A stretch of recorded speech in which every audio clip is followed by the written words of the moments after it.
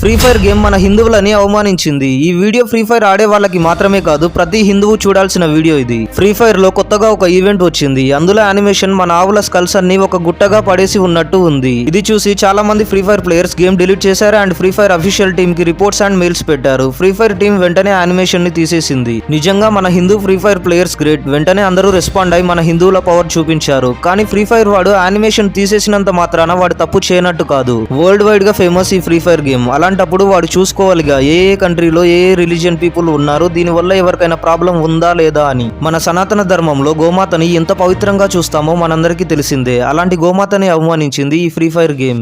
మన తల్లిని అవమానించిన నీచుడు కళ్ళెదురుగా నిలబడి నవ్వుతూ తెగ చూస్తుంటే ఇప్పుడు దీన్ని ఏం చేద్దామంటారు? ఫ్రీ ఫైర్ గేమ్ అఫీషియల్ గా హిందువులందరికీ సారీ చెప్పేంత వరకు అందరూ గేమ్ డిలీట్ చేయండి.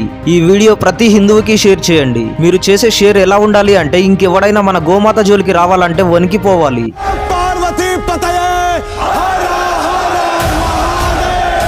ఇలాంటివి జరిగినప్పుడు మీకు వెంటనే తెలియాలి అంటే మన ఛానల్ని సబ్స్క్రైబ్ చేసుకోండి.